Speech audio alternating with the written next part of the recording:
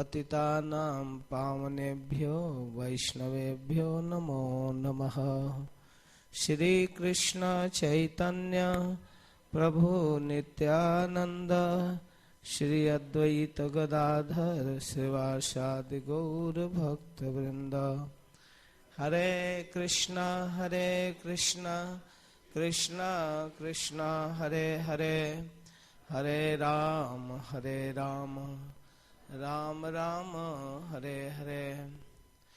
ओम नमो भगवते वासुदेवाय।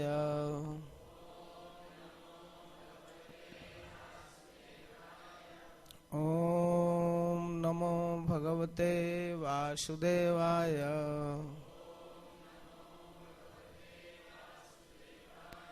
ओम नमो भगवते वासुदेवाय।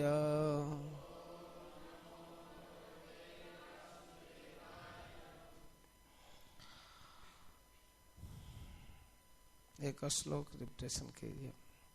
श्री शुक उवाच गोविंद भुजगुप्तायां द्वारवत्यां कुरुद्वः अवाच नारदो भीष्णं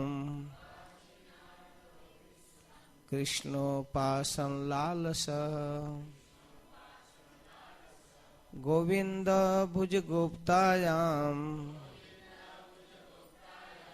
द्वारवत्यां कुरुद्वः अवाचे नारदो भीष्णं कृष्णोपासन लालसः। गोविंद गोविंद के श्री कृष्ण के भुजगुप्तायां उनकी भुजाओं से सुरक्षित, द्वारवत्यां द्वारिका में, कुरुद्वः हे कुरुकुल नंदन महाराज परीक्षित। अवाचित आया करते थे, आकर रहा करते थे। नारद देवर्षि नारद, अभीष्णम बारंबार, कृष्ण कृष्ण की उपासन लालसा, उपासना की लालसा से।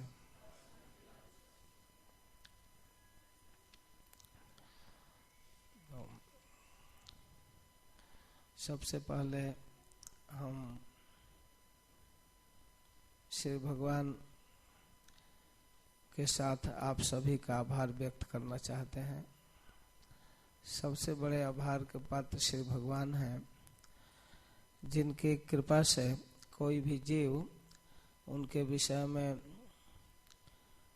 बोलना, सुनना और स्मरण करना संभव हो सकता है। तो श्री भगवान हम लोगों के ऊपर विशेष कृपा किए, जैसे आज यह मंगलमय अवसर प्राप्त हुआ हमें कहने का और आपको सुनने का।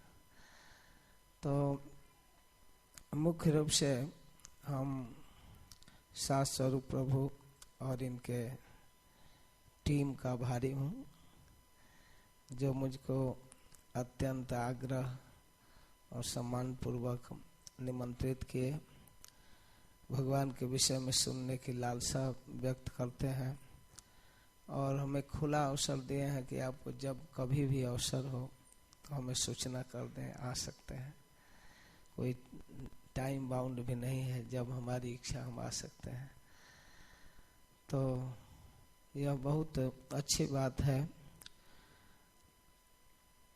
भगवत गीता में भगवान कहते हैं कि उन्नत भक्तों का यही लक्षण है, मत चेता मत गत प्राणा बोधयन्तः परस्परम कथयन्तश्च माम नित्यम तुष्यन्ति च रमन्ति च मेरे विषय में भक्त लोग कहते सुनते हैं, क्योंकि उनका मन, उनकी बुद्धि, उनका प्राण, उनकी सभी इंद्रियां मुझ में लगी रहती है, मेरे प्रति समर्पित है। तो ये कहते सुनते हैं, उसके पीछे कारण है कि वो मुझ में आसक्त है और एक दूसरे को मेरे विषय में प्रबोध कराते हैं, बताते हैं। यहाँ बहुत सीनियरिटी जूनियरिटी की बात नहीं है, जो कह सकता है वो कहता है, छोटा हो बड़ा हो, उसको बड़े प्रेम से लोग सुनते हैं। यह भागवती परंपरा है। श्रीमद् भागवतम में हम सुनते हैं, पढ़ते हैं, सूत गोस्वामी जैसा एक जीवक वक्ता है और सौनक गोस्वामी जैसे वीसी वाइस चांसलर, जिनके साथ 10-10 हजार शिष्य चलते थे, 88,000 ऋषियों के जो गुरु हैं, ऐसे लोग जो एक विश्वविद्यालय चलाने में समर्थ थे, साधारण टीचर नहीं वो लोग थे, वे लोग बड़ी विनम्र भाव से बैठकर सुनते हैं। अथवा महाराज परीक्षित की सभा में एक से एक ब्रह्मर्षि, राजर्षि, देवर्षि उपस्थित थे। एक 16-18 वर्षीय युवक सुखदेव व्यास नंदन आकर उस सभा को संबोधित किए, सभी लोग बैठकर सुने। यह है हमारी परंपरा। तो ऐसे यहाँ कौन सी कथा की जाए, इस पर विचार बहुत पहले से नहीं किया गया। एक दिन शास्त्र स्वरूप प्रभु पूछे कि प्रभु जी किस विषय पर कथा करेंगे, उसको कुछ तो लिखना पड़ेगा, इनविटेशन देना पड़ेगा, लोगों को बताना पड़ेगा। तो मैंने इनको कहा कि ठीक है, भागवत धर्म की चर्चा करेंगे। भागवत धर्म श्रीमद् भागवतम में एक ऐसा प्रसंग है जिसको सुखदेव गोस्वामी अपनी इच्छा से प्रस्तुत किए हैं। आप जानते हैं श्रीमद् भगवत गीता और भागवत प्रश्नोत्तर में व्यक्त हुआ है, प्रश्न किया गया है और उसका उत्तर है। भगवत गीता के प्रश्नकर्ता हैं अर्जुन और वक्ता है श्री भगवान श्री कृष्ण। श्रीमद् भागवतम के अनेक वक्ता श्रोता हैं, लेकिन मुख्य रूप से जो हमको भागवत प्राप्त हुआ नैमिषारण्य से, उसके श्रोता हैं सौनक आदि ऋषि और वक्ता हैं सूत गोस्वामी। सूत गोस्वामी ने सौनक आदि ऋषियों की जिज्ञासा पर अनेक वक्ताओं को प्रस्तुत किया है, क्योंकि यही भागवती परंपरा है। अपनी बातें कहने का फैशन नहीं है, अपने से पूर्व आचार्यों को प्रस्तुत किया जाता है। तो इस प्रकार महाराज परीक्षित की सभा में गंगा के तट पर जो सुखदेव गोस्वामी कथा किए, उसको सीधे प्रस्तुत कर दिया है, एकदम हूबहू एज इट इज।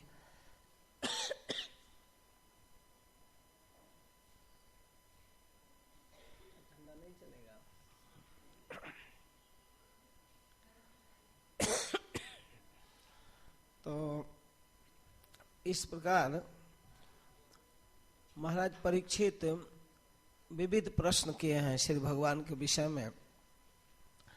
खास करके 10वें स्कंद में प्रारंभ में जब 9वें स्कंद के लास्ट में चंद वंश का वर्णन करते हुए सुखदेव गोस्वामी श्री कृष्ण के विषय में चर्चा किए, अति संक्षेप में 2-4 श्लोकों में। तो 10वें स्कंद के प्रारंभ में महाराज परीक्षित जिज्ञासा करते हैं कि हे महाराज, हे गुरुदेव, आपने चंद्र वंश और सूर्य वंश के राजाओं का चरित्र कहा, किसी को संक्षेप में, किसी को विस्तार से, लेकिन कृष्ण कथा को इतना संक्षेप में न, हम विस्तार से सुनना चाहते हैं। आप कृपा करके कृष्ण कथा को विस्तार से कहिए। अपने श्रवण के औचित्य को भी व्यक्त किए हैं, क्यों सुनना चाहते हैं, क्योंकि श्री कृष्ण से हमारा निजी लगाव है, संबंध है। हमारे पूर्वजों को, हमारे पितामहों को श्री कृष्ण ने महाभारत युद्ध में विजय दिलाया, महार सम्रांगण में बड़े बड़े योद्धाओं से विजय दिलाया, और सब तो सब मुझे माता के गर्भ में द्रोणी के ब्रह्मास्त्र से, अश्वत्थामा के ब्रह्मास्त्र से हमारी रक्षा की। केवल अपनी ही बात नहीं है, जितने भी प्राणी हैं सबके हृदय में श्री भगवान परमात्मा के रूप में रहकर सबका पालन करते हैं। श्री भगवान से सबका संबंध है, उनकी कथा अवश्य कहिए। और हम समझते हैं कि किसी भी प्रकार के व्यक्ति, चाहे संसार के भोगने वाला विषयी हो, अथवा विरक्त हो, अथवा भगवान का भक्त हो, किसी भी स्तर का व्यक्ति भगवान का भजन करेगा। केवल जो आत्महत्यारा है, जो अपने हित की परवाह नहीं करता, ऐसे व्यक्ति को छोड़कर, तो आप अवश्य कहिए। उसी क्रम में उन्होंने अनेक प्रश्न किया कि श्री भगवान बलराम एक ही शरीर से दो माताओं के पुत्र कैसे हुए? आपने अभी रोहिणी के पुत्रों में भी बलराम का नाम लिया और देवकी के पुत्रों में भी।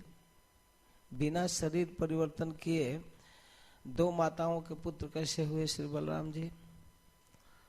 और भगवान श्री कृष्ण कंस के कारागृह में अवतार लेकर फिर ब्रज में क्यों चले गए और वहां कितना दिनों तक रहे?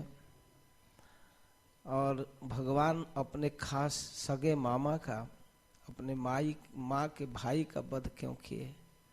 इत्यादि अनेक प्रकार। फिर भगवान द्वारिका में कितना दिन रहे, कितना विवाह किए, बहुत सारे प्रश्न कर लिए। सारा प्रश्न करने के बाद लास्ट में कहते हैं महाराज परीक्षित, एतद अन्यश्च सर्वं में मुने कृष्ण विचेष्टितम वक्तुमर्हसि सर्वज्ञ सदधानाय विस्तृतम। मैंने जो कुछ पूछा है, आपको अगर उचित लगे तो इसका उत्तर दीजिएगा, अथवा मेरे प्रश्न के अतिरिक्त आपके दृष्टि में जो अच्छा लगे वो कहिएगा। ये तो मैं जो पूछ दिया ये तो कहिए ही, लेकिन अन्यश्च सर्वम में मुने कृष्ण विचेष्टितम, कृष्ण की और कुछ विशिष्ट लीला हो तो उसको भी आप कह सकते हैं। ऐसा नहीं कि आप सीमा में है, जो मैं पूछ दिया वही कहिए। आपके दृष्टि में जो अच्छा लगे उसको कहिए। वक्तुम अर्हसि सर्वज्ञ, आप सर्वज्ञ हैं, हमारा हित किसमें है वो आप जानते हैं, मैं नहीं जानता, मैं तो अपनी बुद्धि से पूछ दिया। शब्द धानाय विस्तृतम, इतना है कि मैं सुनना चाहता हूँ, मैं अपना कल्याण चाहता हूँ, इसलिए मेरे जैसे श्रद्धालु को विस्तार से मेरे हित का उपदेश आप करने में स्वतंत्र हैं। आपको जो अच्छा लगे वो कीजिए। सुनिए, आप बैठिए, उससे ज्यादा महत्वपूर्ण है बैठना, सुनना। तो विश्वनाथ चक्रवर्ती ठाकुर लिखते हैं इस प्रसंग के उपक्रम में, यस और भी कई टीकाकार लिखते हैं कि शायद यही कारण है कि यहाँ एकादश स्कंद के दूसरा अध्याय बिना जिज्ञासा के सुखदेव गोस्वामी बोलने लगे। यहाँ कोई जिज्ञासा नहीं हुआ है और 4 अध्यायों में कथा किए। यह सुखदेव गोस्वामी की अपनी पर्सनल फेवरेट विषय है।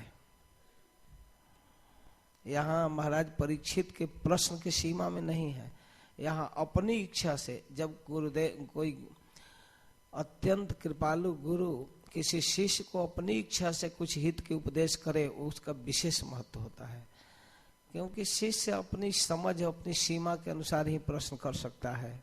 हो सकता है कि उसका प्रश्न लिमिटेड हो, अपने लिमिटेड ज्ञान से प्रभावित हो, लेकिन उसका हित किसमें है वह परम करुण गुरुदेव ही जानते हैं। तो शायद सुखदेव गोस्वामी यह प्रसंग अपनी इच्छा से प्रारंभ किए, क्योंकि यह परीक्षित के लिए सबसे हितकारी प्रसंग है, ये फेवरेट विषय है। और केवल परीक्षित के लिए नहीं, सभी जीवों के लिए, सभी भक्तों के लिए। इसलिए यह अपने आप में एक अलग महत्व रखता है। इस प्रसंग में 4 अध्याय है, लगातार 2, 3, 4, 5, ये 5 अध्याय सुखदेव गोस्वामी अपनी इच्छा से प्रस्तुत किए। और इसमें एक बहुत सुंदर संवाद प्रस्तुत किए हैं, और संवाद है निमि महाराज और 9 जोगेश्वरों का। निमि महाराज विदेह राज, वहाँ मिथिला में राजा हुआ करते थे। वहाँ के सभी राजाओं को विदेह कहा गया, सभी को जनक कहा गया, अलग अलग नाम था। तो निमि महाराज राजा थे, एकदम प्रारंभ में, सतयुग के प्रारंभ की कथा है। ये इक्ष्वाकु महाराज के पुत्र थे निमि महाराज, एकदम प्रारंभिक अवस्था में। तो इन्होंने प्रश्न किया है अपने एक सत्र में, यज्ञ में। वहां भगवान ऋषभ देव के 9 पुत्र उपस्थित होकर, अचानक उपस्थित हुए, कथाएं आएगी, और वे लोग बड़े सम्मान पूर्वक उस यज्ञ में भाग लिए, उनका सम्मान किया गया। और 9 से एक प्रश्न किए हैं महाराज निमि। उसी प्रश्नोत्तरी को सुखदेव गोस्वामी यहाँ प्रस्तुत कर रहे हैं। अब आप क्रमशः एक श्लोक सुनेंगे। यह प्रसंग द्वारिका से प्रारंभ होता है। द्वारिका में देवर्षि नारद आया करते थे, और एक दिन वसुदेव जी के महल में चले गए। वसुदेव जी उनसे कुछ जिज्ञासा किए, तो वसुदेव जी की जिज्ञासा के उत्तर में देवर्षि नारद ने निमि और 9 जोगेश्वर संवाद को प्रस्तुत किया है। यह है भूमिका। अब हम श्लोक पर आते हैं। श्री शुक उवाच गोविंद भुज गुप्तायाम द्वारवत्याम कुरुद्वः अवात्स्य नारदो भीष्णम कृष्णोपासन लाल सह। सुखदेव गोस्वामी कहते हैं, हे कुरुद्वः, हे कुरुकुल नंदन, हे कुरुकुल को आनंद देने वाले महाराज परीक्षित, नारद कृष्ण उपासन लालसा, नारद श्री कृष्ण की उपासना की लालसा से।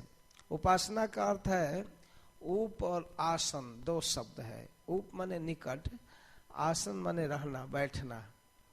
श्री कृष्ण के निकट बैठना, उनसे बातचीत करना, उनको देखना, उनके विषय में सुनना, उनका उच्छिष्ट प्रसाद खाना इत्यादि, ये है उपासना। तो गोविंद भुज गुप्तायाम, वह द्वारिका गोविंद के भुजाओं से सुरक्षित थी। द्वारवात्याम, द्वारिकापुरी गोविंद के भुजाओं से सुरक्षित थी। मतलब वहाँ प्राकृत कोई डिस्टरबेंस नहीं था, स्पेशल वैकुंठ की वातावरण, वहाँ प्राकृत हलचल या उहापोह, कोई टेंशन बाजी नहीं। और न वहाँ दक्ष का श्राप काम करता था। कुछ लोग कहते हैं, एक प्रश्न हो सकता है कि वह गोविंद के भुजाओं से सुरक्षित था, इसलिए कुछ दिन रेस्ट करने के लिए आते थे नारद जी। क्या आवासी नारदो भीष्णम, नारद जी बार बार आते थे और द्वारिका में रुकते थे। तो वहां पर घंटा 2 घंटा की बात नहीं, महीनों रह सकते हैं। वहां दक्ष का श्राप काम नहीं करता था। दक्ष श्राप दिया था नारद जी को, कहीं भी 2 घड़ी से ज्यादा नहीं रुक सकते, क्योंकि दक्ष के 11,000 पुत्रों को नारद जी सन्यासी बना दिए 2 बार में। 10,000 का एक ग्रुप था और 1,000 का एक, सुबलास और हरियस। तो ये हरियस्व एक ग्रुप का नाम था, एक का सबलास्व। तो ऋषि दक्ष चिढ़ गया था और नारद जी को श्राप दे दिया, और वह श्राप नारद जी के लिए वरदान सिद्ध हो गया। कहीं किसी स्थान पर कोई साधु टिक जाए तो हो सकता है उसका मन संसारिक वातावरण में आसक्त हो जाए। रमता जोगी बहता पानी प्रसिद्ध है, घूमता रहे, जैसे पानी बहने वाला शुद्ध रहता है, वैसे रमने वाला साधु पवित्र रहता है। तो नारद जी घूमते हैं और उनके लिए बहुत ज्यादा टाइम की जरूरत नहीं है, वो 2-4-5 मिनट में प्रीचिंग कर देते हैं। तो आया करते थे द्वारिका में रहने के लिए। तो संभावना की जा सकती है कि क्या दक्ष के श्राप का कोई वहां प्रतिबंध नहीं था तो रेस्ट करने आते थे। तुरंत कहते नहीं नहीं, कृष्णोपासन लालसा, कृष्ण की उपासना की लालसा से आते थे। और अवासित नारदो भीष्णम, अभीष्णम का अर्थ है, श्रीधर स्वामी कहते हैं प्रस्थापितोपि पुनः पुनः अवासित इत्यर्थ। उनको भेजा जाता था। भगवान कहते थे आप प्रीचर होकर यहाँ टिक गए, अरे आप जाइए, लोगों की दुर्दशा पर विचार कीजिए, लोगों को प्रीचिंग कीजिए। प्रस्थापितोपि, भेजने के बाद भी, पुनः पुनः अवासित इत्यर्थ, बार बार आते थे। ननु नारदस्य दक्षादि शापान नैकत्र वास संभवती इत्य संकयाया। क्या नारद जी दक्ष के श्राप की मुक्ति के लिए आया करते थे? श्रीधर स्वामी प्रश्न उठाए हैं। क्यों आते थे? भेजने के बाद भी फिर आते थे, इसका कारण क्या था? क्या दक्ष के श्राप से कुछ रेस्ट करने, आराम करने आते थे? नहीं, इसी की शंका में नीचे कहते हैं, गोविंद भुज गुप्तायामिति, काल वचन शापादि का कोई प्रभाव नहीं था, इसलिए न तस्यम शापादे प्रभाव इत्यर्थ। श्रीधर स्वामी कहते हैं कि यहाँ कोई शाप का प्रभाव नहीं था, तो फिर क्यों आते थे? उसके लिए आते थे तो कहते नहीं, कृष्णोपासन लालसा, कृष्णोपासने लालसा औत्कंठ्यम जस्य स यदवा कृष्णस्य उपसमीपे आसने स्थितौ लालसा जस्य। जिनको श्री कृष्ण को देखने की, उनके विषय में सुनने की, उनसे बातचीत करने के अवसर प्राप्त करने के लिए आते थे, यह उनका लक्ष्य था। तो यहाँ कृष्णोपासन लालसा शब्द बहुत महत्वपूर्ण है। जैसे आप लोग जनरल कथाएं सुनते हैं, वैसी कथा नहीं की जाएगी, एक एक श्लोक पर विचार किया जाएगा। श्रीपाद विश्वनाथ चक्रवर्ती ठाकुर कहते हैं कि श्रीमद् भागवतम वह पेय है, वह खीर है जिसमें बहुत सारे ड्राई फ्रूट डाले गए हैं, काजू, पिस्ता, बादाम आदि, और अचानक उठाकर निगल जाएंगे तो नहीं मजा आएगा। उसको एक घूंट पीजिए और उस काजू पिस्ता को दांत से दबाइए, तो उसको चबा चबा कर तब पीजिए, तब उसका टेस्ट अनुभव होगा। तो भागवतम एक सैद्धांतिक ग्रंथ है, एक एक श्लोक में सिद्धांत है, तो उस पर विचार करके उसको चबाते हुए उसको कहते हैं श्रीमद् भागवतम रसास्वादन, अर्थास्वादन। तो उसके अर्थ का स्वादन करते हुए, तो यहाँ कृष्णोपासन लालसा शब्द बहुत महत्वपूर्ण है। कृष्ण की उपासना जीव का सर्वविध दक्षता और सफलता का द्योतक है। जो जीव कृष्ण की उपासना करता है, इसका अर्थ वह सौभाग्यशाली है, वह परम सौभाग्यशाली है, कृष्ण की उपासना करता है। इसलिए अगले श्लोक में, एक श्लोक की कथा कहकर दूसरे श्लोक में सुखदेव गोस्वामी कमेंट्री करने लगे। अब देखिए कथा कहने का स्टाइल। कहते हैं, कोनुराजन इंद्रिवान मुकुंद चरणाम्बुजम न भजे सर्वतो मृत्यु उपास्य अमरोतमयी। कहते हैं, कोनुराजन इंद्रिवान, हे राजन, ऐसा कौन इंद्रिय वाला व्यक्ति है जिसके पास आंख, नाक, कान, हाथ, पैर सब ठीक ठाक काम कर रहे हैं। वह अंधा नहीं है, बहरा नहीं है, गूंगा नहीं है, लूल्हा लंगड़ा नहीं है, सारे अंग ठीक है, वह क्यों नहीं भगवान का भजन करेगा? कौन राजन इंद्रिवान मुकुंद चरणाम्बुजम न भजेत, मुकुंद के चरण कमलों की उपासना क्यों नहीं करेगा? अर्थात उसे करना ही चाहिए। क्यों? क्योंकि नहीं करने पर बहुत बड़ा घाटा हो जाएगा, पता नहीं कब उसकी मृत्यु हो जाएगी। योजना बनाने से नहीं काम चलेगा। इंद्रियां ठीक से काम कर रही है, बस बेस्ट क्वालिफाइड व्यक्ति है भजन करने के लिए। यहाँ भजन की कोई दूसरी योग्यता नहीं है, उसको सुनने की क्षमता हो, बहरा न हो, तो वह कथा में बैठ सकता है, बस इतना ही। यहाँ पढ़ाई लिखाई, डिग्री, डिप्लोमा की कोई जरूरत नहीं। भगवान के विषय में सुनने में कान काम कर रहा है तो सुन सकता है, आंख काम कर रहा है तो भगवान को देख सकता है। यही भजन है। श्रवणम कीर्तनम विष्णु स्मरणम पाद सेवनम अर्चनम वंदनम दास्यम सख्यम आत्मनिवेदनम। वो सुन सकता है, जीभ ठीक से काम कर रही है, गूंगा नहीं है तो बोल सकता है कृष्ण गोविंद हरि, हरे कृष्णा कृष्णा कृष्णा हरे हरे, हरे राम राम राम हरे हरे।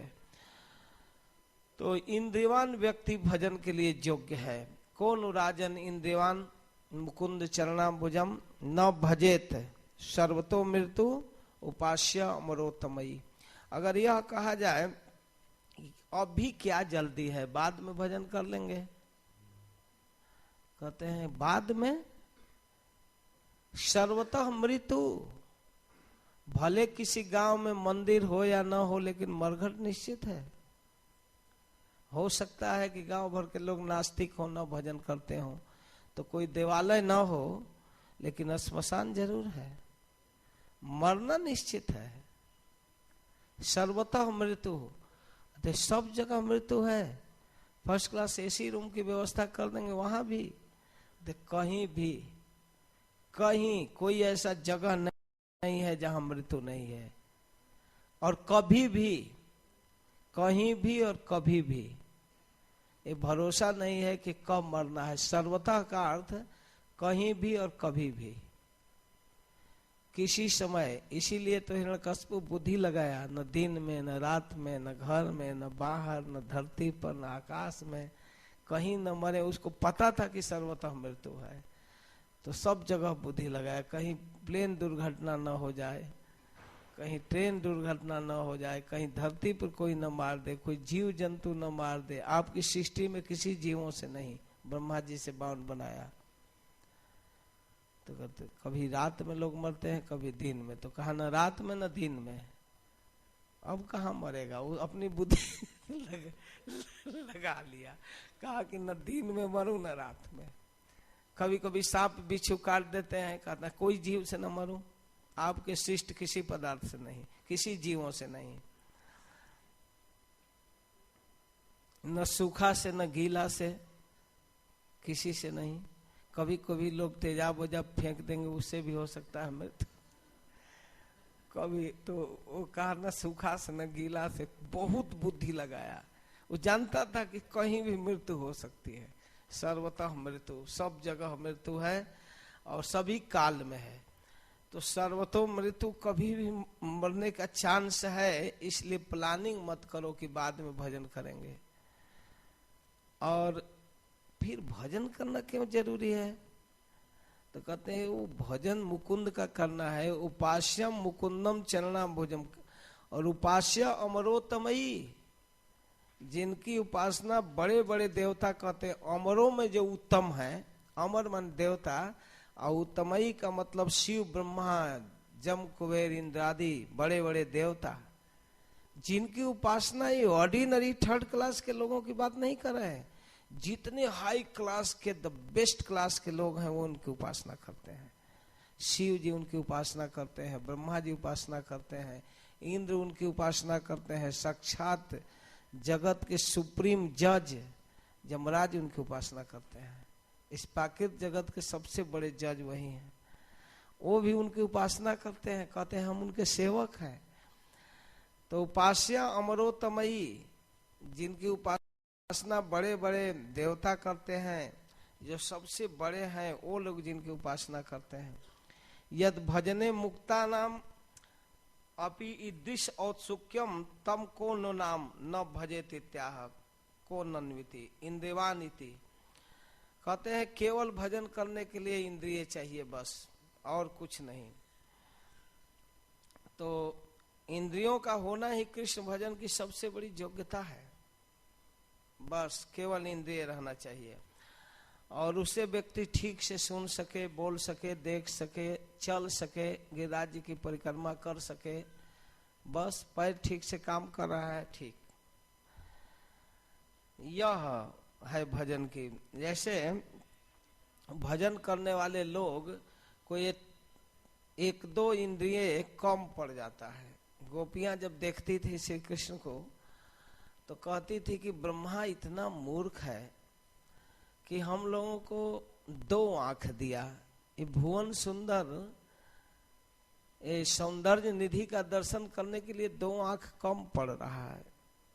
दूसरी कहती है अरे 2 दिया तो वो भी ठीक से कहाँ दिया, बार बार पर्दा लगा देता है, पलक गिर जाता है, बांके बिहारी के तरह पर्दा गिरता रहता है, कहाँ से ठीक से दर्शन हो रहा है। तो कहते हैं सखी वास्तव में मूर्ख है, एकदम डल माइंडेड है। तो दूसरी गोपियां कहती हैं कि वो कैसे बुद्धिमान होगा, तुम उसके बाप के विषय में जानती हो, वो कमल से उत्पन्न हुआ है। कमल कौन, वो निर्जीव पदार्थ है, वो चेतन थोड़े है। जिसका बाप ही निर्जीव है, बुद्धिहीन है, तो बेटा कैसे चालाक हो जाएगा? वो मूर्ख है। ब्रह्मा को बुद्धि नहीं है। कम से कम ब्रजवासियों की आंख पर पर्दा नहीं होना चाहिए था, चाहे कम से कम 10-10, 20-20 हजार आंख देना चाहिए था कि ठीक से देखें। हम तो देख ही नहीं पाई। आपस में बात करती हैं कि अभी अभी प्रियतम श्याम सुंदर गए, हमारा मन तो उनके मोर पंख से नीचे उतरा ही नहीं मुकुट पर। कोई कहीं हम तो अचानक ललाट देखी, नीचे तो देख ही नहीं पाई। जहां एक बार दृष्टि पड़ जाती थी वहीं लोग अटक जाते थे। सब कुछ सुंदर था, सर्वांग सुंदर। अगर कोई उनके अधरों पर मुस्कुराता हुआ स्मित मुस्कान देख ले तो अब आगे देख ही नहीं पाता। तो यह सौंदर्य निधि को देखने के लिए 2 आंख कम पड़ जाता था। जब कथा सुन की महिमा पृथु महाराज समझे तो भगवान सामने आए तो कहे कि हे प्रभु, अगर कुछ आप देना चाहते हैं, अब वरदान शिरोमणि हम जानते हैं, लेकिन ये सब विषय भोग तो सुअर और कुकर भी भोगते हैं, ऐसा कुछ नहीं चाहिए।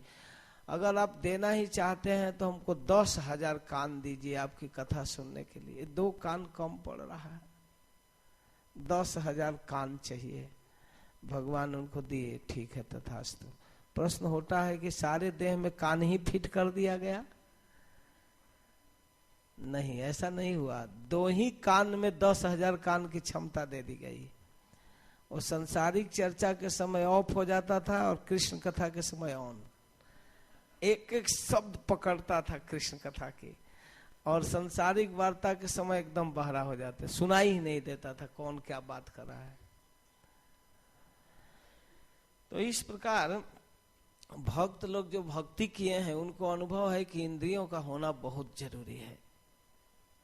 जो गिरिराज जी की परिक्रमा एक दिन में 2-2 बार किया है, आनंद के साथ जप करते हुए बिना गप के, उसको पैरालिसिस हो जाए तो क्या बेचारा दुखी होगा, क्या सोच सकता है। एक दिन ऐसा था कि हम 2-2 बार परिक्रमा करते थे, आज चल नहीं पा रहे हैं।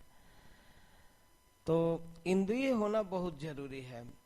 और यहाँ मुकुंद चरणाम्बुजम का अर्थ है अपने कल्याण के लिए मुक्ति के दाता भगवान मुकुंद का भजन करना चाहिए। उनके भजन से ही सर्वविध सुख मिल सकता है।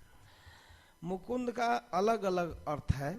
सर्व दुखारी, मुक्ति ददातिम, यह मुकुंद अलग अलग लोगों के लिए अलग अलग मुक्ति है। मुक्ति के केवल एक वैरायटी नहीं है। कोई रोग से ग्रस्त है तो उसके लिए मुक्ति है, भगवान हमको रोग से मुक्त कर दो, इस शुगर डायबिटीज से मुक्त कर दो, बड़ा दिक्कत हो रहा है, उसके लिए यही मुक्ति है, रोग से मुक्त होना है। कोई अचानक किसी केस में कारागृह में चला गया तो उसके लिए यही मुक्ति, हम जेल से निकल जाए। अलग अलग संसारिक बाधाओं के लिए मुक्ति, संसारिक बाधाओं के लिए लोग मुक्ति के अलग अलग रूप में अनुभव करते हैं। कुछ लोग संसारिक विषयों का इतना चिंतन करते हैं कि हे प्रभु, ये पारिवारिक झंझट और जिम्मेवारियों से मुझे मुक्त कर दो, अब प्रभु कृपा करो, ही भांति सब तजी भजन करो दिन राती, ये कहाँ फंस गया इस घर गृहस्थी में, मुझे मुक्त करो। और गोपियों का मुक्ति दूसरे ढंग का था, कम से कम कुछ तो फुर्सत दो कि तुमसे हटाकर हम अपने संसार में भी कभी मन लगा सके। कभी भोजन भी तो पकाने भर टाइम दो। भोजन पकाने चलती हैं तो बंसी बजा देता है, अब वो मन उस भोजन में लगता है, और एक ही दुर्दशा नहीं, तुम्हारे बंसी की आवाज सुनकर लकड़ियां गीली हो जाती है, जड़ पदार्थ हो, आग ही बुझ जाता है। मैं मन बनाती हूँ, गोपियां कहती हम लोग मन बनाती हैं कि बच्चे के ठीक से स्नान कराएं, खिलावें पिलावें, अपने भाई का माता पिता की सेवा करें, कर ही नहीं पाता, मन लगे तब तो करें। तो कम से कम तुम अपने स्मरण से हमको मुक्ति दिलाओ। तुम्हारा स्मरण न कर पाए इसके लिए हमारे ऊपर कृपा करो। सारी दुनिया परेशान है कि संसार से मन हटकर भगवान में लगे, और गोपियां परेशान थी कि हमारा मन तुमसे हटकर संसार में लगे, हो ही नहीं रहा था। यह है लोक धर्म, लज्जा इत्यादि से उनको कोई मतलब नहीं था। ये सब कृष्ण करते हैं, मुकुंद। अतः मुकुंद का भजन करना चाहिए। बड़े बड़े लोग करते हैं श्री कृष्ण की उपासना, बड़े बड़े लोग करते हैं, और करना इसलिए जरूरी है। सर्वतः मृत्यु बहुत महत्वपूर्ण शब्द है। सब जगह मृत्यु है, सब जगह मृत्यु है। कहीं भी कभी भी किसी भी अवस्था में व्यक्ति की मृत्यु हो सकती है। इसलिए बड़े बड़े देवता इनकी उपासना करते हैं। जो बुद्धिमान लोग हैं वो उपासना करते हैं। तो भगवान के विषय में सुनना देखना, सब तरह से नारद जी इसके लिए आते थे द्वारिका में। भगवान का दर्शन होगा, वहाँ बड़े बड़े संत दुर्वासा, वशिष्ठ, अंगिरा, पुलह, क्रतु, विश्वामित्र जैसे लोग वहाँ उपस्थित होते थे। तो कृष्ण चर्चाएं होती रहती थी। कभी उन संतों के बीच में कृष्ण स्वयं उपस्थित होते थे। तो इस तरह हम कृष्ण की चर्चा करने को मिलेगा, इसके लिए नारद जी आया करते थे। बहुत सारे चीज कहने के लिए है इस श्लोक पर, लेकिन हम आगे बढ़ते हैं। कृष्ण के बिना भजन करने वाले भक्तों को बहुत अद्भुत जगत लगता है। शून्य आइतम जगत सर्वम गोविंद विरहेण में, गोविंद के विरह में सारा जगत शून्य लगता है गोपियों के लिए। गोपियां उद्धव जी से कहते हैं, सूरदास जी कहते हैं कि उद्धव क्यों राखे नयन, सुमिर सुमिर गुण अधिक तपत है, सुनत तुम्हारे बैन। तुम क्यों चर्चा कर रहे हो उसकी? सुनने के बाद मन में आता है कैसे देख लें, और ये संभव नहीं है। मथुरा चला गया, आ ही नहीं रहा है। तो तुम्हारे बदन चंद्र के लिए हमारे आंखें चकोर है, तरसती रहती हैं, हम देखना चाहते हैं और आतुर है, एक एक चीज याद हो रही है। ऐसा नहीं है कि उद्धव जी आकर कहने लगे तब उनको याद आ रहा था, पहले से ही याद आ रहा था।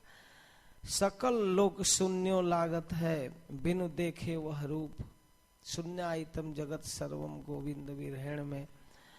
तो सूर्यदास प्रभु नंदन के नकसिक अंग अनूप, सब चीज याद आ रहा है, केवल उनका रूप ही याद नहीं आ रहा है।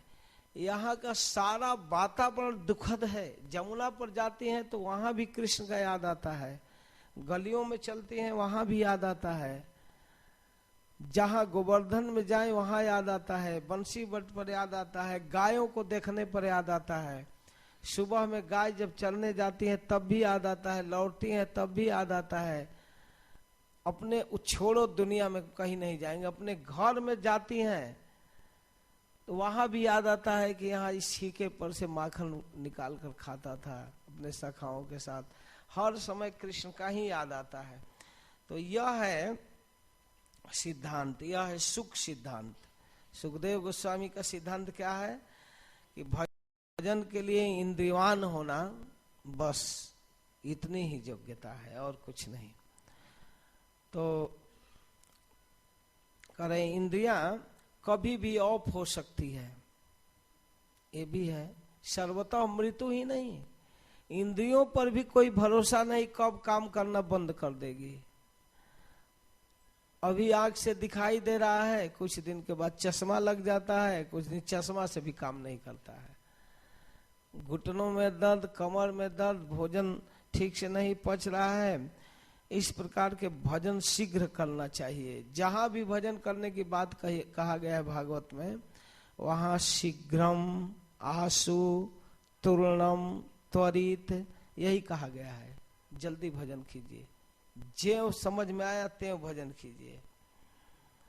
प्लानिंग में नहीं रहना चाहिए। तुर्णम यतेत न पतेत, जल्दी जल्दी अनुमृत्यु जावत, जब तक मृत्यु ना आ जाए उसके पहले भजन कर लेना चाहिए। जब तक बुढ़ापा के रोग से ग्रसित न हो जाए तब उसके पहले भजन कर लेना चाहिए।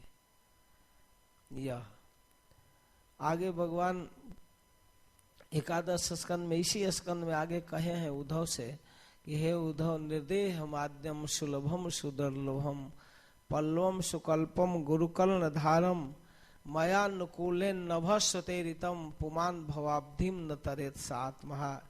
हे उद्धव, यह मनुष्य शरीर ये आदि है, जंक्शन है। यहाँ से सभी लोगों के लिए प्लेन खुलती है। जैसा आप कर्म किए हैं उधर के लिए, ऊपर के लोगों के लिए, मध्य लोगों के लिए, नरक के लिए भी। इसलिए आदि कहा गया है। यहाँ आदि जंक्शन है, यहाँ से ही शुरुआत होता है। मनुष्य जीवन कर्म जोनी है। यहाँ हमारे हर एक कर्मों को काउंटिंग किया जाता है, लेकिन छिपकली पतंगे खाती है, उसका काउंटिंग नहीं होता है। बाघ किसी पशु को मार कर खाता है, वह काउंट नहीं होता है, यद्यपि वो हिंसा है लेकिन नहीं। जैसे हमारे द्वारा गेहूं चावल खाए जाते हैं, इसका काउंटिंग नहीं होता, वो भी जीव है। लेकिन हमारे कर्मों का काउंटिंग होता है। जो हम काम करते हैं, तो हम अच्छा कर्म करेंगे तो अच्छा लोग, बुरा कर्म करेंगे तो नरक आदि लोग। तो इस प्रकार आदि शरीर है। निर्देह माध्यम सुलभम, सुलभ हो गया, मिल गया है। सुदुर्लभम, ऐसा नहीं कि बड़ी आसानी से मिला है, बड़ी कठिनाई से मिला है। 84 लाख योनियों में घूमते हुए मनुष्य शरीर मिला है। निर्देह माध्यम सुलभम सुदुर्लभम। और यह क्या है? पल्लवम, पल्लवम माने नौका, पल्लवम सुकल्पम गुरुकर्ण धारम। यह फर्स्ट क्लास भवसागर को पार करने के लिए नौका है मनुष्य शरीर। और संजोग से, भगवत कृपा से, भगवान कहते हैं मेरी कृपा से कुछ नौका चलाने वाला नाविक मिल गया। नौका फर्स्ट क्लास मनुष्य शरीर है, आंख हाथ पैर सब ठीक ठाक है, कहीं कोई गड़बड़ी नहीं है, तो भवसागर पार करने के लिए फर्स्ट क्लास नौका है। और इसको ड्राइविंग करने के लिए, चलाने के लिए कोई गुरु मिल गया, आध्यात्मिक तत्ववेता, तब तो नौका चलना चाहिए। पल्लवम सुकल्पम गुरुकर्ण धारम। और फिर मायानुकूल ने नभस्वतेरितम, और जिस दिशा में जाना हो उस दिशा के लिए हवा बह गई। नदी में नौका है, पूरब से पश्चिम जाना है, पूर्वैया हवा बह गई। नाव फर्स्ट क्लास, नाविक फर्स्ट क्लास, हवा भी अनुकूल है, उसी दिशा में जा रहा है, तब तो फर्स्ट क्लास नौका नदी पार कर जाएंगे, भवसागर पार करेंगे। कहते हाँ, मयानुकूल ने नभस्वतेरितम। इतनी सारी व्यवस्था के बाद भी पुमान भवाब्धिम न तरेत, अगर जीव इस भवसागर को नहीं पार करता है तो स आत्महा, वह आत्महत्यारा है, वो अपनी हत्या अपने हाथ से कर रहा है। स आत्महा कहने का मतलब फर्स्ट क्लास शरीर मिला है, आंख हाथ पैर काम कर रहा है, आध्यात्मिक तत्व को बतलाने वाले गुरु मिल गए। श्रील प्रभुपाद जैसे भागवत प्रवक्ता, संपूर्ण विश्व में कृष्ण भावना का प्रचार करने वाले कृष्ण भावना मृत संघ, यह इस्कान जैसा अनुकूल वातावरण मिल गया, हवा। ऐसे भक्त लोग घूम घूम कर आपको इनवाइट कर रहे हैं, ये अनुकूल हवा है, आपके घर तक ये हवा पहुंच रही है, आप आइए। और इसके बाद भी जो भजन नहीं करे वो आत्महत्यारा है। आत्महत्या सबसे बड़ा पाप है। जो अपनी हत्या कर सकता है वो किसको छोड़ सकता है? सबसे प्रिय अपना शरीर व्यक्ति का है, उसको भी जो सुसाइड करने के लिए तैयार है वह निश्चित रूप से बहुत बड़ा पापी है। तो जो अपना जीवन अब जानबूझकर भक्ति में नहीं लगाकर विषयों में लगाता है वो आत्महत्यारा है। तो इस प्रकार कह रहे हैं कि इसलिए नारद जी आकर भजन करते थे। और केवल नारद जी का ही विषय नहीं है, सबका विषय है। सुखदेव गोस्वामी तुरंत एक वाक्य, 2 वाक्य में कथा कहे और दूसरे वाक्य में कमेंट्री। यह देखिए स्पेशल प्रसंग है। तो कहते हैं तम एकदा तो देवर्षि वसुदेवो गृहागतम अर्चितम सुखमासीनम अभिवादेदम अब्रवीत। एक दिन देवर्षि नारद द्वारिका में रुके हुए थे, वसुदेव जी के महल में चले गए और वसुदेव जी अपने घर में आया हुआ देखकर देवर्षि नारद का स्वागत किए। वसुदेवो गृहागतम, आगतम आए हुए, अर्चितम उनका अर्चन किए, अर्चितम सुखमासीनम सुख पूर्वक उनको आसन दिए बैठने के लिए। और इसके बाद अभिवादन करके इदम ब्रवीत, यह बोले। वसुदेव जी उनका स्वागत किए, सुख पूर्वक बैठा दिए, उनका जो भी आदर करना, चरण पखारना, माला पहनाना, चंदन लगाना, खाने के लिए कुछ फल फूल देना, सब कुछ कर लिए। इसके बाद अवसर पाकर के प्रश्न करते हैं। वसुदेव वाच, सभी श्लोक पर इतना विलंब नहीं होगा, कुछ श्लोक केवल कथा है, तो कथा को आगे बढ़ाएंगे, जहाँ सिद्धांत है उसको क्लियर करें। भगवान भवतो यात्रा स्वस्थे सर्वदेहिनाम कृपणानाम यथा पित्रोरुतम श्लोक वर्तमानम। वसुदेव जी कहते हैं कि हे भगवान, हे देवर्षि नारद, आपका आगमन देहधारियों के स्वस्थि के लिए है, कल्याण के लिए है। क्योंकि कृपाणानाम, कृपाणानाम का मतलब जो दीन दुखी व्यक्ति है, लाचार, उनके स्वस्थ, उनके कल्याण के लिए है। आप जैसे महात्मा दीनहीन गृहमेधियों के कल्याण के लिए घुमा करते हैं। यथा, जैसे, पितरो उत्तम श्लोक वर्तमानम, जैसे माता पिता का आगमन बच्चे के कल्याण के लिए होता है। छोटे छोटे बच्चे कभी गुरुकुल में रख दिए जाते हैं, किसी स्कूल में उनको भर्ती कर दिया जाता है, वहीं पढ़े लिखे उनका, और कहीं पिताजी आ गए या माँ आ गए मिलने के लिए तो बच्चा बड़ा खुश होता है। क्योंकि उनके आने का अर्थ है कि बच्चा का कुछ विशेष गिफ्ट देते हैं, कुछ लेकर आते हैं, कुछ फल फूल मिठाई, कुछ खाने के लिए, स्नेह सौहार्द, कम से कम वात्सल्य लेकर तो आते ही हैं। बच्चा बड़ा खुश होता है। तो बच्चे के हित के लिए होता है माता पिता का आगमन। और वैसे ही उत्तम श्लोक वर्तमानम, जो उत्तम श्लोक के पथ पर जो चलते हैं, ऐसे जो भगवान के मार्ग पर चलने वाले कृष्ण कॉन्शियसनेस भक्त हैं, वो किसी के घर पर आ गए तो दीनहीन गृहस्थों का मंगल है निश्चित रूप से। तो इसमें भी बहुत बड़ा सिद्धांत है। श्रीधर स्वामी कहते हैं यथा पितरो यात्रा आगमनम अपत्यानाम स्वस्थये मंगलाय, जैसे माता पिता का आगमन बच्चे के लिए स्वस्ति का कारण है, मंगल का कारण है। यथा उत्तम श्लोकस्य वर्त भूतानाम महताम यात्रा कृपणानाम स्वस्थये यथा भगवत रूपस्य भवतो यात्रा सर्वदेहिनाम स्वस्थये इति। उसी प्रकार आप तो पूर्ण कृष्ण कॉन्शियसनेस है। आप जैसे व्यक्ति का आगमन निश्चित रूप से कल्याण का द्योतक है।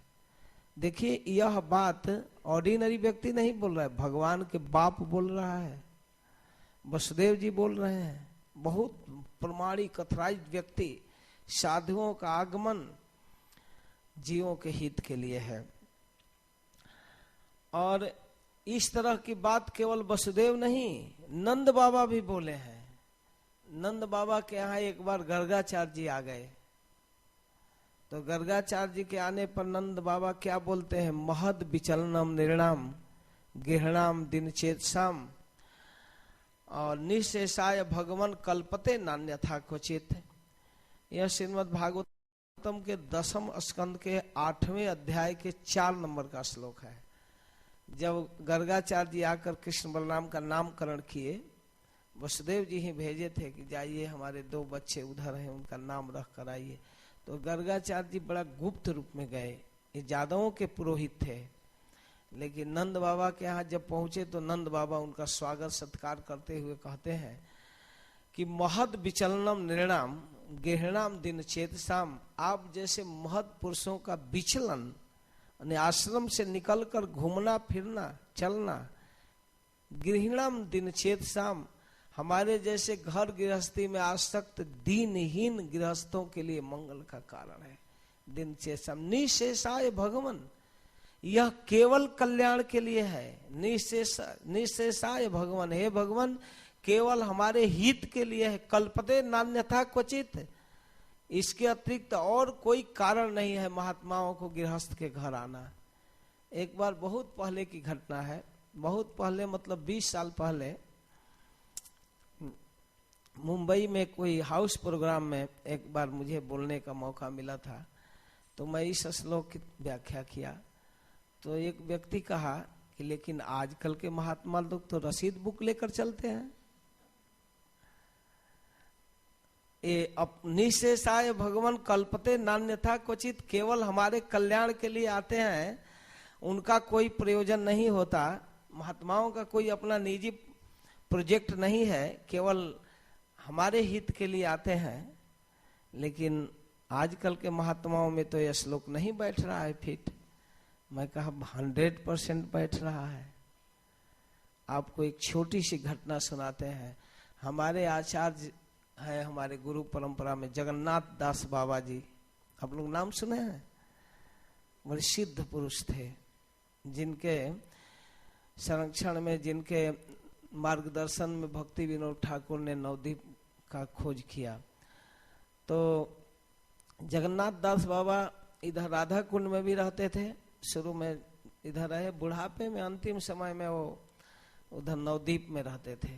तो उनका एक शिष्य था, शरीर झुक गया था, टोकरी में लेकर चलता था, चल नहीं पाते थे तो टोकरी में ले लेकर जहाँ गंगा स्नान चाहे जहाँ जाते थे चलता था।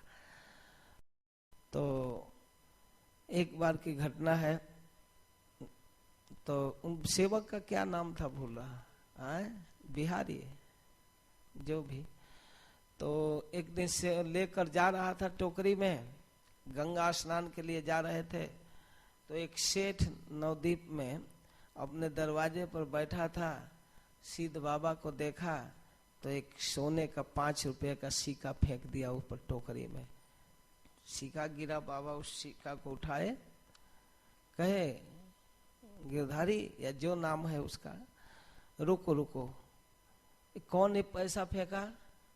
तो वो तो देखा नहीं, बेचारा लेकर जा रहा था। मुड़ो और सभी दरवाजे पर पूछो किसने फेंका, किसने फेंका, किसने दिया। तो लौटे तो सेठ बैठा ही था दरवाजे पर।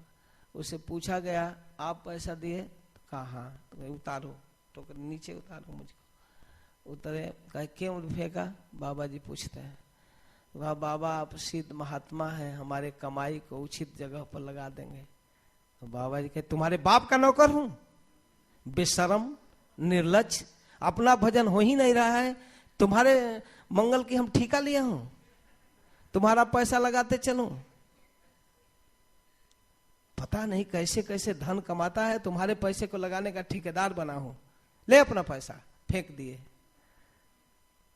वो थर थर थर थर कांपने लगा कि सिद्ध बाबा नाराज हो गए तो काम गड़बड़ हो जाएगा।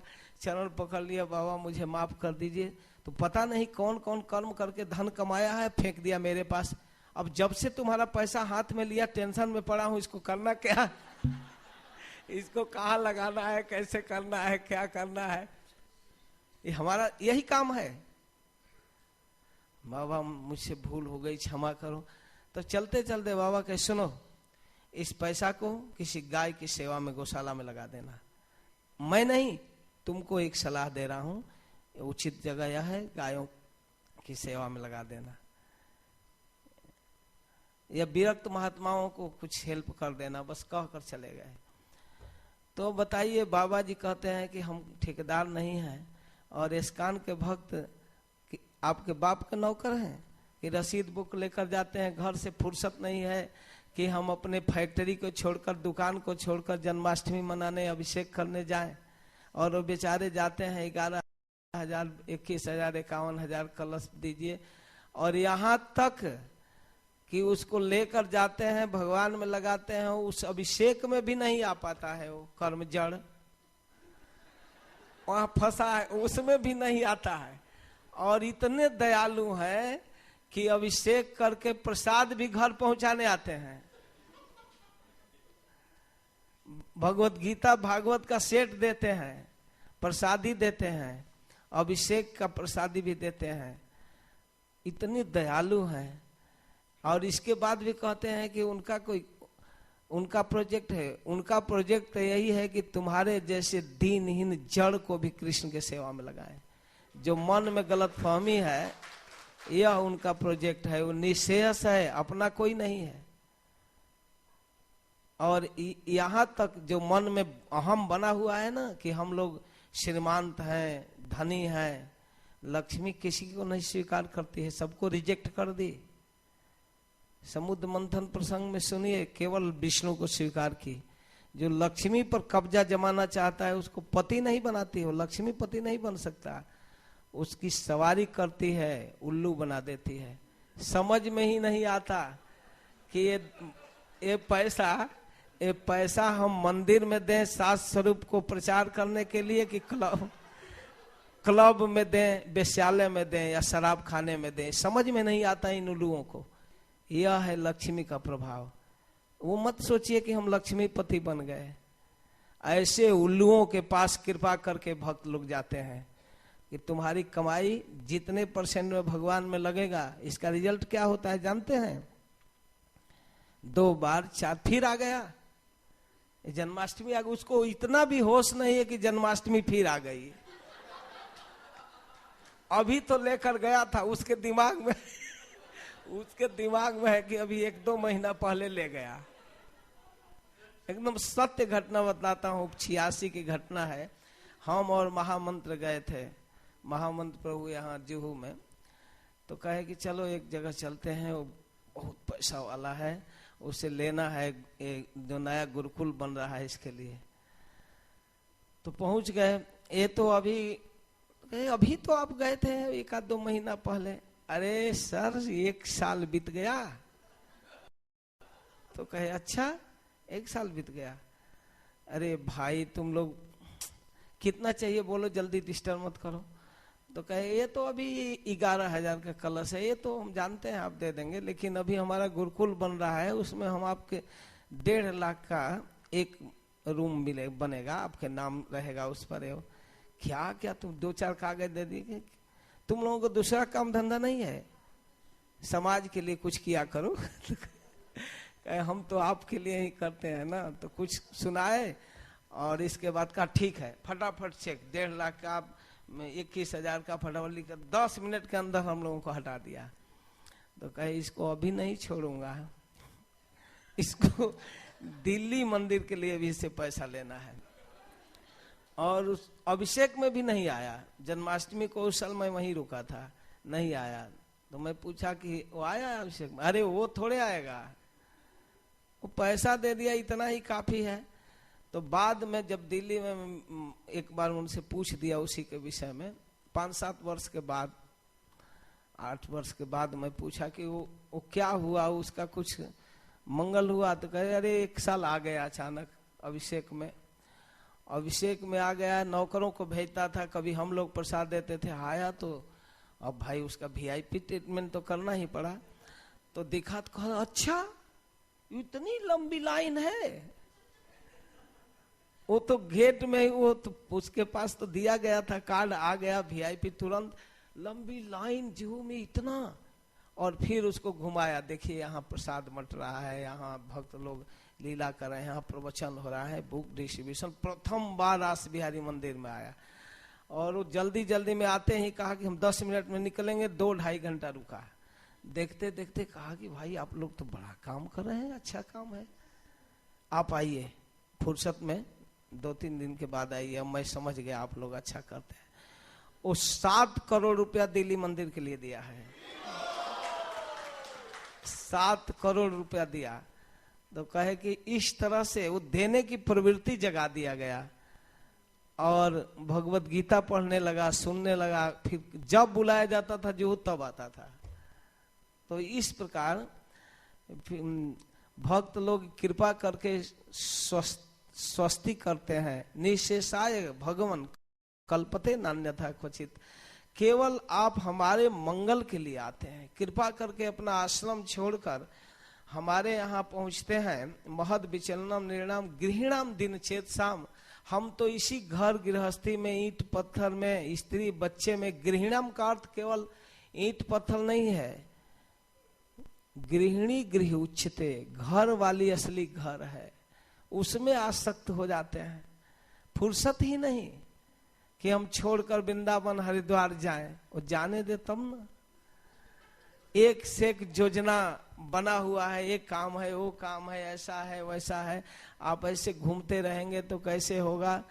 तो इस प्रकार वो बेचारा जा ही नहीं पड़ता। ऐसे दीनहीन लोगों के लिए, दीन चेतसाम, जिसकी बुद्धि एकदम लाचार हो गई है, दीन माने एकदम लाचार, ऐसे लोगों पर कृपा करके आप जैसे महात्मा आते हैं। विशेष कृपा है। नंद बाबा कहते हैं हमारे कल्याण के लिए। कल्पते नान्यथा क्वचित, न अन्यथा क्वचित, कोई दूसरा कारण नहीं है। उसी प्रकार की बात कहते हैं वसुदेव जी। भगवान भवतो यात्रा, आपका यात्रा स्वस्थे सर्वदेही नाम, सभी देहधारियों के मंगल के लिए है। खासकर कृपाणा नाम, कृपाणा नाम और दीन चेत साम एक ही अर्थ में है। कृपण दीनहीन व्यक्तियों के लिए आपकी यात्रा है। उत्तम श्लोक वर्तमानम, जो उत्तम श्लोक के पथ पर चलते हैं भगवान, उत्तम श्लोक कृष्ण का नाम है, जिनके गुणों को सुंदर सुंदर श्लोकों में वर्णन किया गया है। तो आप कृपा करके आए, बहुत बड़ी आपकी कृपा हुई। तो इसके साथ यहाँ वसुदेव जी 3 उदाहरण दे रहे हैं। नारद जी की यात्रा और माता पिता की यात्रा और उत्तम श्लोक वर्तमानम, किसी भक्तों की यात्रा जो उत्तम श्लोक के पथ पर चल रहे हैं, कृष्ण भावना भावित भक्तों की यात्रा निश्चित रूप में हितकर होता है। और किस प्रकार का हित करते हैं? भगवत कथा सुनाकर जन्म जन्मांतर की जकड़ी हुई आसक्ति को अपनी बाणी से काट देते हैं। उनके पास बड़ा तीखा तलवार है आसक्ति को काटने वाला। भगवान कहते हैं एकादश स्कंद के 26वें अध्याय के लास्ट में उद्धव जी से जब ऐल गीत पुरुरवा महाराज की उक्ति को सुनाते हैं, तो उसमें कहते हैं कि महाराज उद्धव जी से सुनाते हुए कहते हैं कि देखो उद्धव, ये लोगों के अंदर इतने भाव क्यों आ रहे हैं? जो संसार के बार बार रिपीटेशन होता है, जो देखता है सुनता है वही भाव मन में चढ़ जाता है। अदृष्टाद श्रुताद भावा नो भाव उपजायते न भाव उपजायते असंप्रयुंजना प्राण साम्यति स्मितम मन।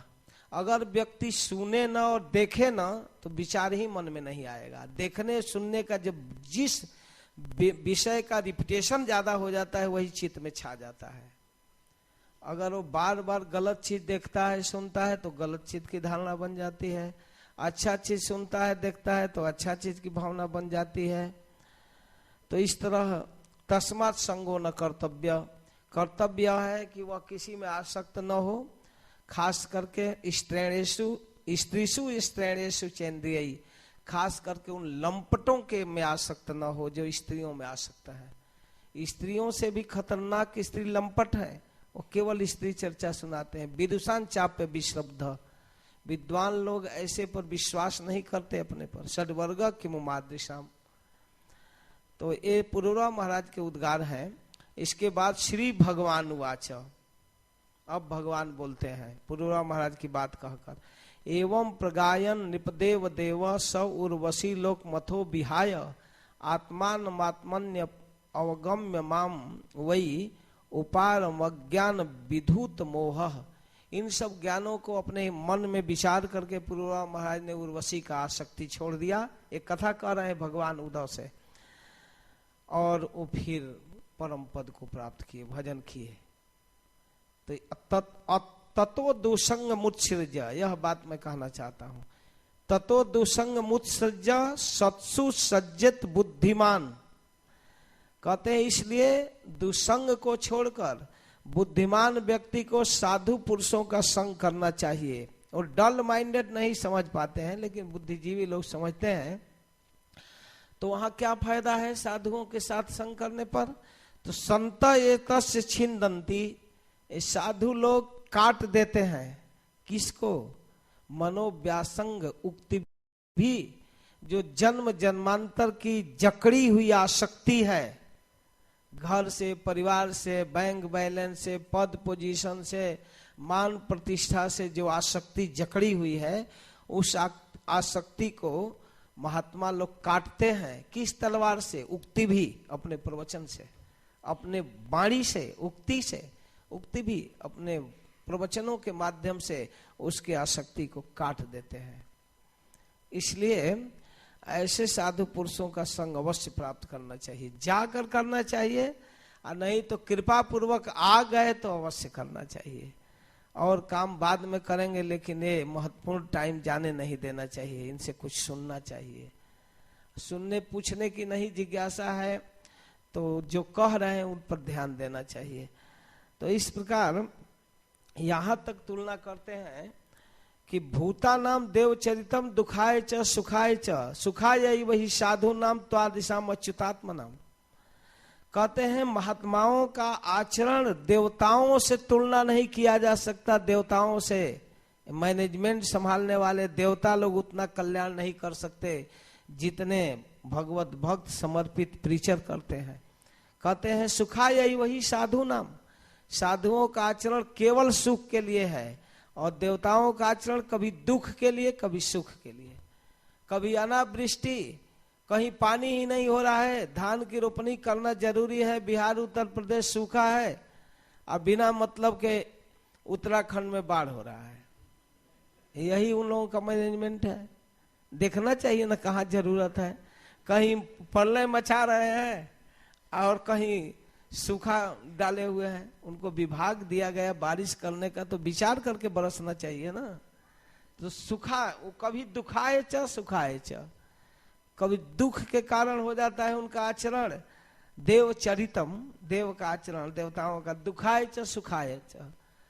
और सुखाय वही साधु नाम, साधु कभी किसी को दुख नहीं दे सकता, केवल उसका आचरण सुख के लिए ही होता है। तो दिशाम अच्युतात्मनाम, जिनका मन अच्युत में, कृष्ण में लगा हुआ है, आप जैसे महात्माओं से किसी को दुख नहीं होता। साधु ते होई न कारज हानि, कभी भी साधु से किसी तरह का कोई डिस्टर्ब नहीं होता, सबका मंगल होता है।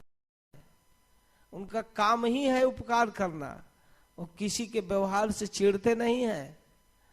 चक्रवर्ती ठाकुर इस पर भी लिखते हैं, तो अपराध कैसे लगता है नहीं चिढ़ते हैं तो? उनका हृदय किसी के गलती को स्वीकार ही नहीं करता, रिजेक्ट कर देता है। लेकिन सर्वविध मंगल करने वाला जो चरण का रज है वो माफ नहीं करता, वो छिड़ जाता है। जब तक चरण के रज में नहीं आते तब तक माफ नहीं होता। साधु किसी की गलती को लेता ही नहीं। चित्रकेतु महाराज शिव जी पर उंगली उठा लिए, बाबा भोले बाबा एक कौन सा फैशन चालू किए, पत्नी को गोद में लेकर बैठकर कथा कर रहे हैं।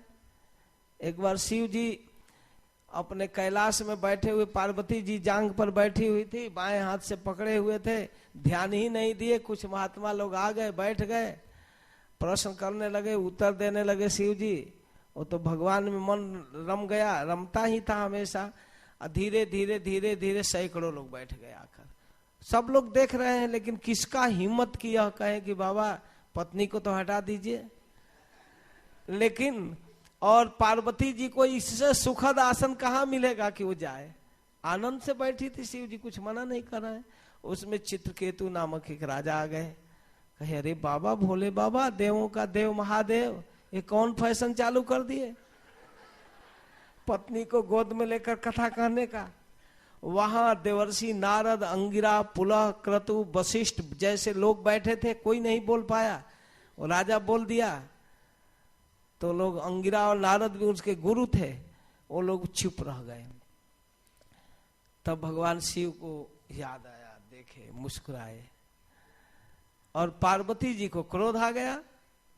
कहती अच्छा बेटा, तुमको कौन नियुक्त कर दिया शिव ब्रह्मा की गलती देखने का? अभी गिरो और असुर जोनि प्राप्त करो। श्राप दे दी।